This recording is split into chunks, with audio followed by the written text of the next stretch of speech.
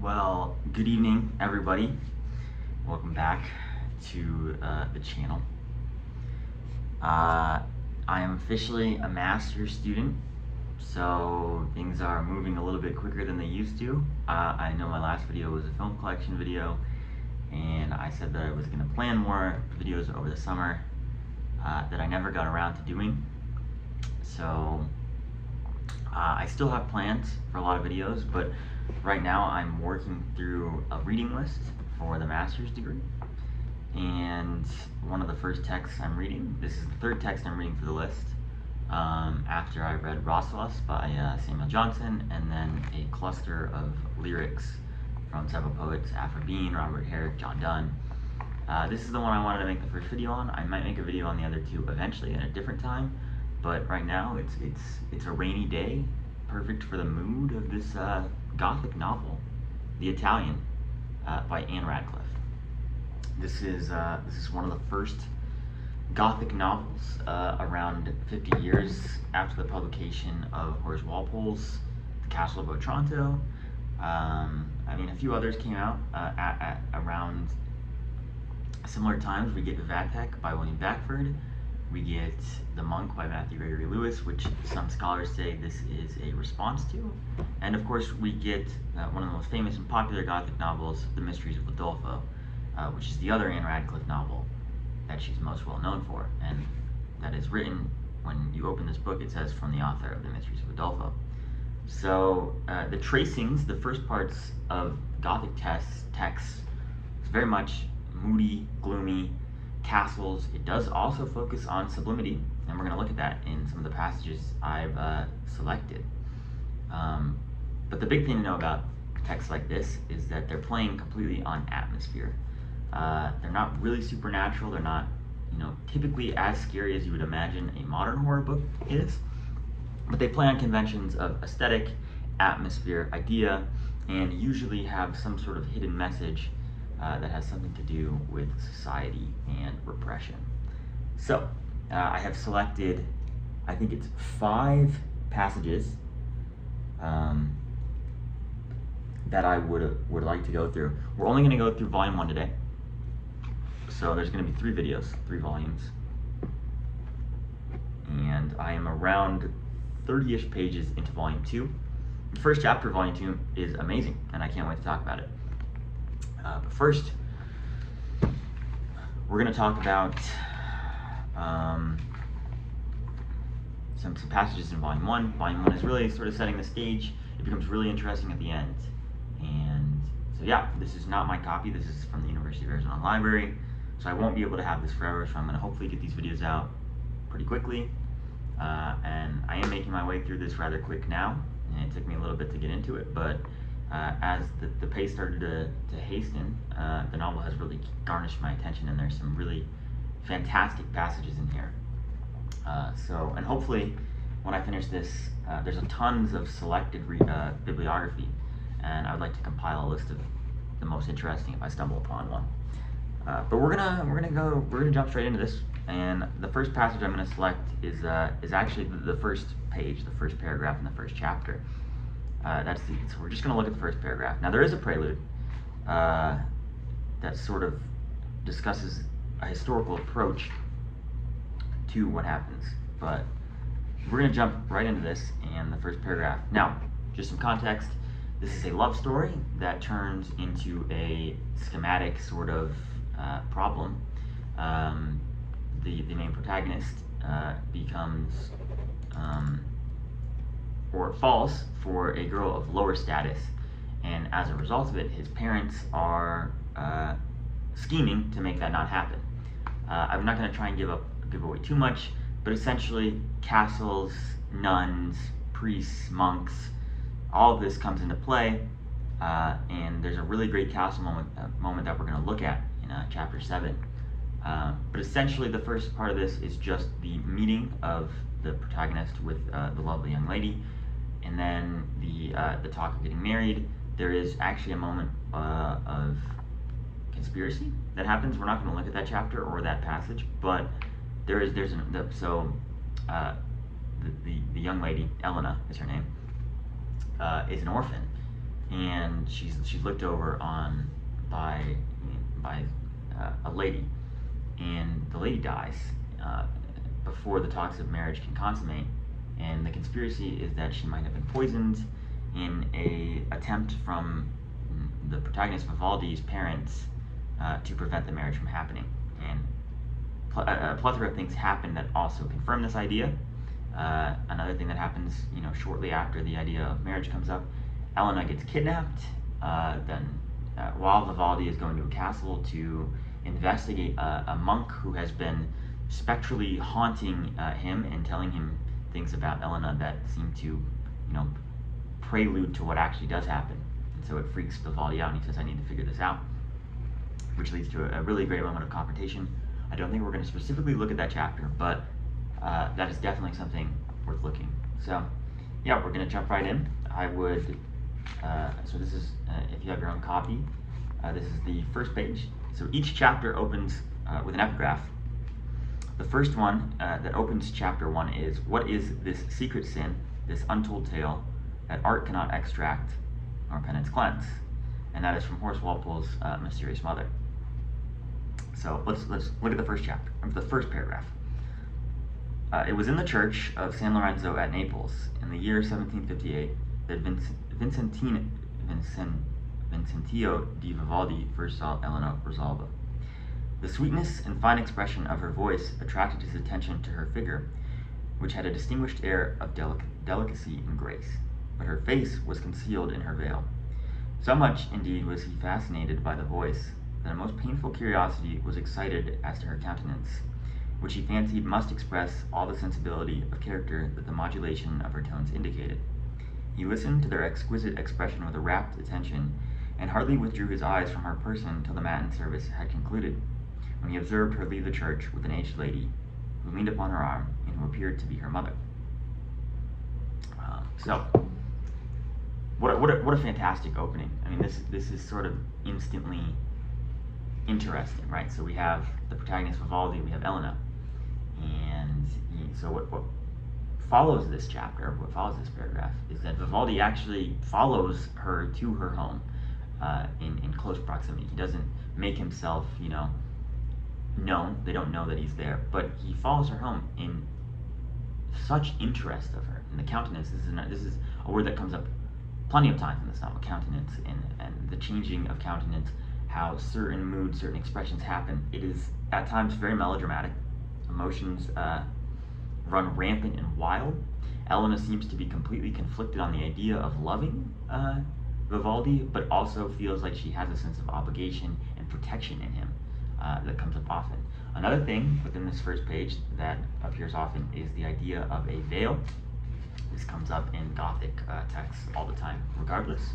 But especially here, the idea of the veil is very common for this text, and it is a lot of crucial plot points revolve around the idea of being veiled, the hiddenness of being veiled. What does that represent? We'll talk about that more as we go along in the novel in later videos. But for now, just know it is definitely a piece of employment from Radcliffe to create atmosphere, aesthetic, tension. The idea of being hidden sort of happens in the Gothic a lot. The idea that you don't want to be seen. There's some sort of terror in being seen. So,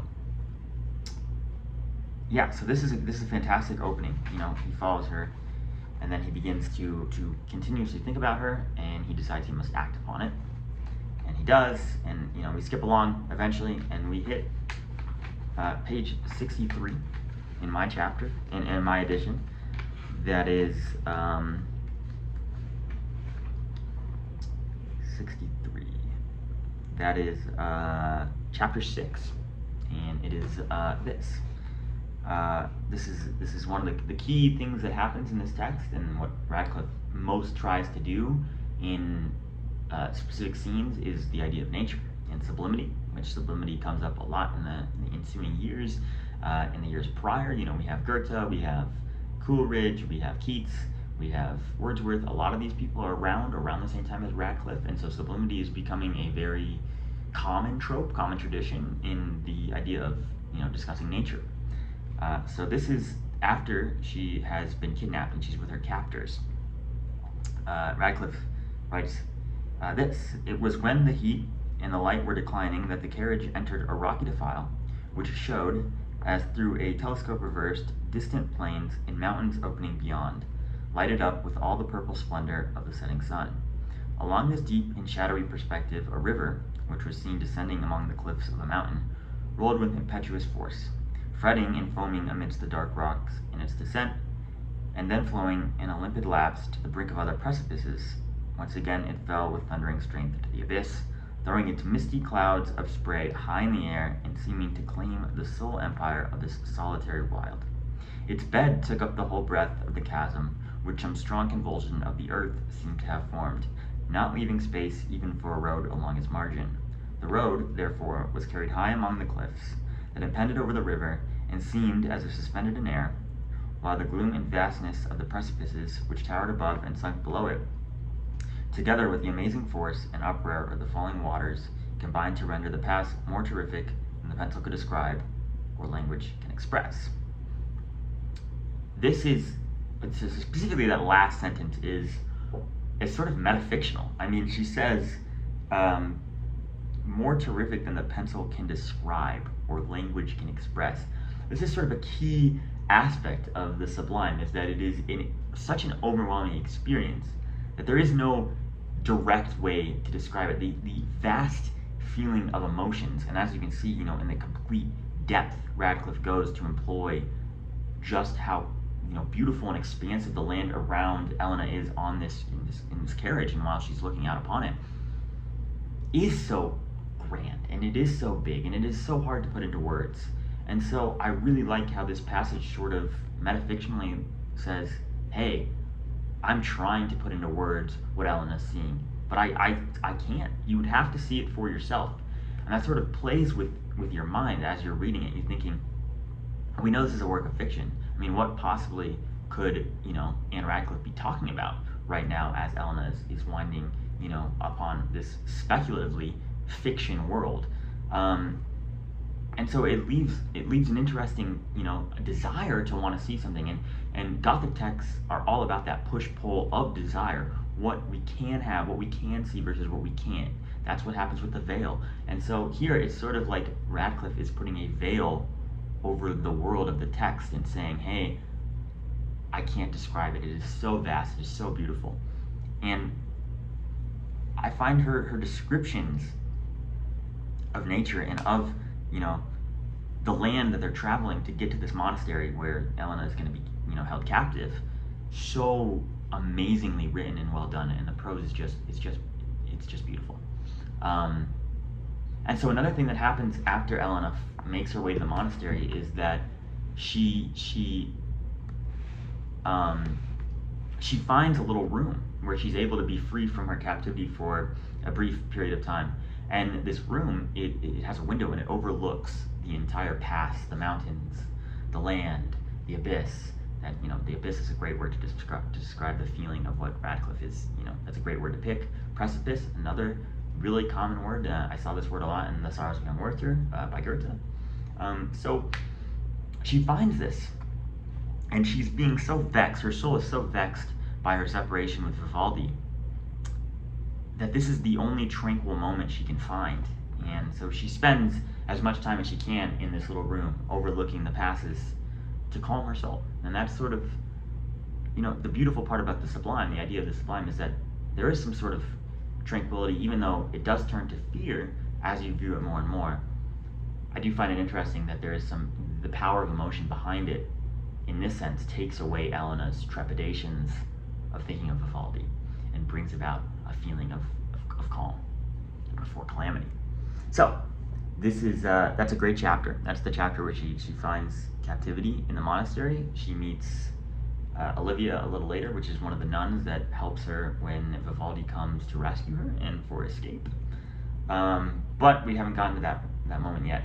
We have next is the chapter following this. So we get the vastly well described nature aspects from Radcliffe, and then she immediately follows it with a chapter at a castle. Of course, the castle is the Gothic tradition. What would castles be? I mean, what would the Gothic be without the castles? Scarcely know. So we go to page 73 in chapter 7.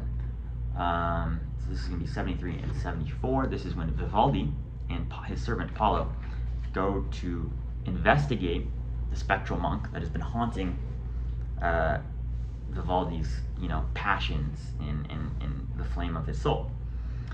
And so this is before they're going into the place. He says, on perceiving the place he was approaching, he suddenly stopped, and Paolo, observing his agitation and probably not relishing the adventure, endeavored to dissuade him from further research. For we know not who may inhabit this gloomy place, Signor, or their numbers, and we are only 2 of us after all. Besides, Signor, it was through the door yonder, and he pointed to the very spot whence Vivaldi had so fearfully issued, through that door that I fancied just now I saw something pass. Are you certain as to this? Said Vivaldi, with increased emotion. What was its form? It was so dusky thereabout, Maestro, that I could not distinguish. Vivaldi's eyes were so fixed upon the building, and a violent conflict of feelings seemed to shake his soul. A few seconds decided it. I will go on, said he, and terminate at any hazard this state of intolerable anxiety. Paolo, pause a moment and consider well whether you can depend on your courage, for it may be severely tried. If you can, descend with me in silence, and I warn you to be wary. If you cannot, I will go alone. It is too late now, Signor, to ask myself that question, replied Paolo, with a submissive air, and if I had not settled it long ago, I should not have followed you thus far. My courage, Signor, you never doubted before. Come on then, said Vivaldi. He drew his sword, and entering the narrow doorway, the torch, which he had now resigned to Paolo, showed a stone passage. That was, however, interminable to the eye. As they proceeded, Paolo observed that the walls were stained in several places with what appeared to be blood, but prudently forbore to point this out to his master, observing the strict injunction of silence he had received. So, and then we skip a few paragraphs, and Vivaldi looked onward and perceived indistinctly something as of human form, but motionless and silent. It stood at the dusky extremity of the avenue near the staircase. Its garments they were dark, but its whole figure was so faintly traced to the eye that it was impossible to ascertain whether this was the monk. So, then Vivaldi goes on to chase the monk. They end up trapped in the castle, and a fear of a spectral, supernatural sort of feeling.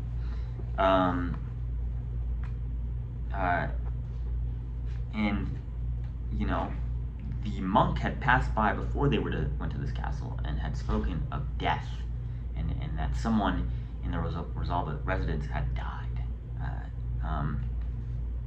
And so he spends the whole night worried that it's Ellena, which is, the torture of his soul at the idea of it being Ellena. But what's so amazing here is just how fantastic the castle is. If I could read the whole chapter to you, I would, because it is so, in the description of the castle, the description of the feeling, like it's the violent feelings of the soul that come upon Vivaldi as he's going through this castle. I mean, the sort of idea that this castle is up on a hill overlooking maybe a pass of complete and utter darkness, an abyss just like Ellena sees, is a fearful idea. The labyrinth of a castle, that is so strikingly fearful to the soul. The idea of darkness, that you only have the light of a lamp to find your way around. The fear that some figure is following you and is able to slip through the shadows and into the darkness without you being able to conceptualize their figure being human. And this is the sort of Gothic conventions that find their home in the Gothic novel, and it starts really here and around this time with Radcliffe and Gregory Lewis and others. But this is one of the big moments for the castle. This is probably the scariest chapter so far, and in a book that's not really scary. And again, this is the monk. This is his name is Schedoni, or Shidoni. I don't know how to pronounce it, but this is the monk. I mean, this is him playing with them. He's doing everything he can for Vivaldi's mother, who is asking him to stop the marriage from happening, and is playing, a game of power, which is a big thing in this novel, isn't it? The idea of power, how someone has power over you, how someone has power over your decisions, right? Vivaldi gets super melodramatic at times thinking about how Ellena has power over his soul, over his entire emotional state. Ellena thinks about the power Vivaldi has over her safety, her ability. She's an orphan, right? So she feels a sense of obligation to Vivaldi, but there's something deep inside of her that wonders whether or not this is some sort of, parental need. I think is sort of the subconscious implication, is that she doesn't have anybody else. There is someone left in the home, but it's not family. It's someone it's a servant that's been there. So Vivaldi, sort of comes in and plays as and the way he rescues her sort of plays as a sort of, figure of safety that, a parent should be, right? And so the ideas of power are really, really sort of tracing throughout the novel, the idea that Vivaldi doesn't have autonomy and that his parents are able to scheme. The mother is coming through, and the father is aware of some of the things, but he's not aware that they've kidnapped Ellena. That's crazy. That's ridiculous. You would imagine. That's sort of just as scary, right? And so the ability, the prose, is actually what makes the Gothic novel. It's the aesthetic, right? So naturally this wouldn't be scary. Maybe a castle could, on its own, intrinsically and independently, be sort of scary just in countenance, but it's the language of the Gothic novel that makes it sort of gloomy, atmospheric, and scary, right? So, like I'm saying, you go into this, a monk is running around the castle. It might be a little weird, it's going to be a little creepy, but the language is really what's seeping into your mind and making you think, oh, okay, something more dark is going, something darker is going on here, and something darker is in play. When in reality, everything is really just evil people scheming, puppeteering, doing things, and that's really, the language is what makes it so much, grander and exciting as a Gothic text. So, we're going to move to page 110. This is chapter 10, after Vivaldi confronts Schedoni about the castle. He says, I know what you've done, and I know you've taken Ellena, and he does it in front of an entire group of monks. So it's humiliating to Schedoni, who is, yes, he's evil, but he's also only doing this out of a sense of obligation to the parents. He's sort of also playing a power game. Like, he doesn't have as much power over the situation as the mother does, who is completely scheming and running all of this, right? So, this is the opening paragraph of chapter 10. Or no, this is of page 110. Three paragraphs in the chapter 10. On a discussion about the appearance of Schedoni. It says, the torments of his mind and the severe penance he had observed had produced a surprising change in his appearance, so that he resembled a specter rather than a human being. His visage was wan and wasted, his eyes were sunk and became nearly motionless, and his whole air and attitudes exhibited the wild energy of something not of this earth. When he was summoned by the Marchesa, his conscience whispered this to be the consequence of circumstances which Vivaldi had revealed, and at first he had determined not to attend her. But considering that if it was so, his refusal would confirm suspicion, he resolved to trust once more to the subtlety of his dress for deliverance. With these apprehensions, tempered by this hope, he entered the Marchesa's closet. She almost started on observing him, and could not immediately withdraw her eyes from his altered visage, while Schedoni was unable wholly to conceal the perturbation which such earnest observation occasioned. Peace rests with you, daughter, said he, and he seated himself without lifting his eyes from the floor. So, this is Gothic. This is the Gothic language, right? So Schedoni his appearance has been changed by his evil. And sort of the confrontation, right? So the description of Schedoni throughout the novel so far, in Volume 1, is almost always non-human-like. He's playing in the shadows. He has the ability to slip away when people are looking for him, right? So he confronts Vivaldi twice before this on the streets, on the way to Ellena's, and he says something, and then Vivaldi says, "Tell me more," and he's gone. He just gone. So he disappears. It's like a Scooby-Doo villain, right? He just blends into the shadows and he's gone, and there's nothing you can do, and you have to figure out more clues as to what's going on, right? And so what it initially appears as supernatural, like in Scooby-Doo, it isn't, right? It's a human being doing something for a greater cause, typically monetary, typically for power, etc., right? And so Schedoni, his countenance changes. He's got this specter, motionless eyes. I mean, these are creepy images, right? These make him out to be non-human, and that's sort of the goal of this, right? Is that the monk in this is supposed to be the harbinger of terror. And so these are really great passages. Again, Radcliffe's prose is really, really detailed, and it's very good at either being sublimely about nature or sort of horrifyingly descriptive of the current, situation that is foreboding the protagonist. And I think that's what makes this novel so great. Okay, so there's one more passage I want to go through because I don't want this video to be too long. And we will get to Volume 2 and then Volume 3. Volume 2, I want to talk about the opening chapter. So, we're going to finish with this from 123 and then 124. This is chapter 11 of Volume 1, the last chapter. So Ellena has rejected the proposition from the nuns, and because of this, there's going to be a consequence, and that consequence is death. And so she has to escape the monastery before they capture her and put her into further captivity, where she's basically tortured and killed. It's pretty dark, actually. They say that she's given a daily allowance of food, of bread and water, just enough to keep her alive to the next day until finally her body just gives out. I mean, it's sort of symbolically, like hanging someone on a cross, right? Their body eventually just gives out. But it's evil in the sense that they're giving her food and giving her water so that they're prolonging it. So Vivaldi is already here. He's at the monastery. He's found a way to find it, and they're scheming, trying to figure out a way for escape. And we get this passage: when Olivia withdrew, Ellena retired to her turret to soothe her spirits with a view of serene and majestic nature, a recourse which seldom failed to elevate her mind and soften the asperities of affliction. It was to her like sweet and solemn music, breathing peace over the soul, like the oaten stop of Milton's spirit, who with his soft pipe and smooth dittied song well knew to still the wild winds when they roar and hush the waving woods. That's it, from Milton's Comus. While she sat before a window, observing the evening, light beaming up the valley and touching all the distant mountains with misty purple, a reed as sweet, though not as fanciful, sounded from among the rocks below.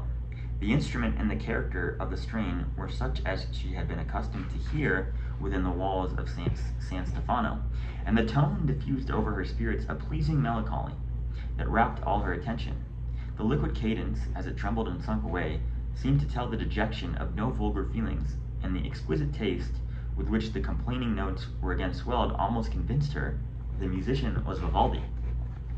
On looking from the lattice, she perceived a person perched on a point of the cliff below, whither it appeared almost impracticable for any human step to have climbed, and preserved from the precipice only by some dwarf shrubs that fringed the brow.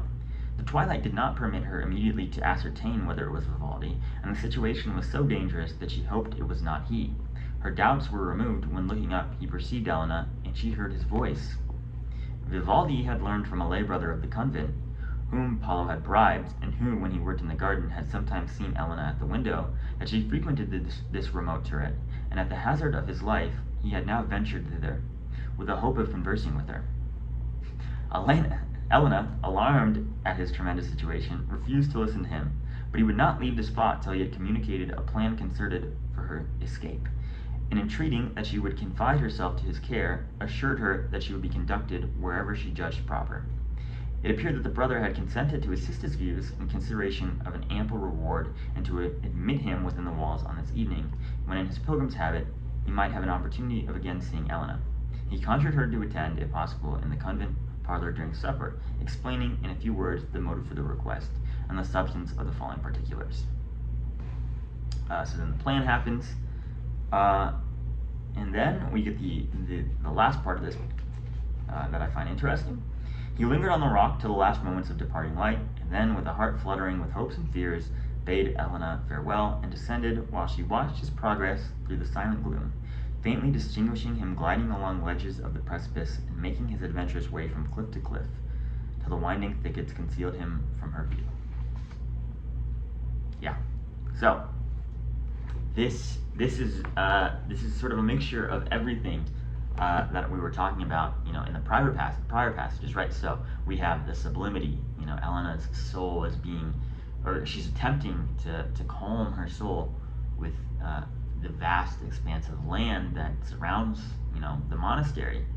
And then we get a great moment where Vivaldi finds his way on top of the precipice, is in danger of this incredibly, detailed, the cliffs, we hear this is dangerous. I mean, she says there's an abyss below before this, right? So we know Vivaldi has taken up a great sense of danger to find her and to talk to her, and that's what makes it so great. But also then he says he'll protect her. He offers this fatherly, I guess you could say fatherly, I don't know if it's as much fatherly as it is love. I think it is love, but I imagine for Ellena subconsciously it might be sort of a fatherly protection that she lacks, because there is a lot of moments where her soul sort of seems to be in conflict with the idea of being with Vivaldi, and some of that has to do with the fact that his family, has schemed to kill her. I mean, that is definitely a cause of concern for her. But there also seems to be something deeper going on about the implications of what it means to be with Vivaldi, and I think she's really deeply, subconsciously worried about certain things that have impacted her, over the course of her life, and the status difference also probably subconsciously plays into her, right? The Gothic works are all about the subconscious. They're all about how things affect the mind while we don't consciously think about them, and I think that's one of the big moments here, right? And so we get terror, we get sort of the nature now is gloomy, right? He's coming at night, climbing cliffs, jumping. He's just jumping from cliff to cliff in the dark thickets, right? I think that is really quite a stunning, piece of imagery that Radcliffe is offering us, right? And so the escape is planned. Volume 2 is going to immediately open with the escape and how they go about this escape, and it does do a lot of detail into nature, and they encounter other people that make it, really great. It is a really, really fantastic opening to Volume 2, and I'm excited to continue reading it. When I finish it, I'll make another video, as I did just finish Volume 1 today. I have been thinking about this book all day. Again, the veil imagery, the sublimity, there's so much to take away from this that I find so interesting. And I'm really excited to see what other readings, second readings have to say about, what Radcliffe is doing here, how she's employing, and she's really carving the conventions of the Gothic novel. I mean, the Gothic novel isn't the Gothic novel without what Radcliffe is doing, and though it starts, the idea of a castle starts at the Castle of Otranto, it really is Ann Radcliffe that popularizes all of the tropes that make a great Gothic novel, right? The monk is much more, what's it called? The monk is just crazy, right? The monk is controversial, it's grand, it's very crazy. It is Gothic in shock as much as it is a Gothic text. And so it obviously was not popular among religious. I mean, people did not like the monk. Scandalous, right? But Radcliffe, I imagine, was more accessible to a reader just uncovering the Gothic. And so she really does popularize and become sort of the mother of what we now know as the Gothic genre. Despite there being traces of, Vathek is definitely this. Vathek comes before both of the monk and the Mysteries of Udolpho and whatnot by about 6 years. By about 6 to 9 years, I think was the difference between some of those novels. Clara Reeve, I think, also was doing something Gothic, but it wasn't quite the same. Obviously, Castle of Otranto is the first. I mean, 1740 is quite a bit older than the rest of these texts, but it's also just like not a great text. So I imagine it was. I mean, I don't know the factual basis behind this, but I imagine the Castle of Otranto wasn't as good based on its literary merit as it was the creation of a genre. And so it really is Ann Radcliffe and what she's doing in this and the Mystery of Udolpho that make the Gothic what we know it. And so this is fantastic. It's one of my favorite reads of the year so far. As much as I liked Rasselas and I've liked the poets, this is the one that I have decided to dedicate some attention to, obviously with the video, and we're going to do 2 more videos on this. And so hopefully, as I read other stuff for the reading list and the program, that I'll dedicate time to make videos on it. So I might do something on the poetry of the Renaissance poetry. I'm taking a Renaissance poetry class, so I think it would be fun to talk about some of my favorite poems that we've read in the class. But for now, we're going to spend some more time on the monk in the future.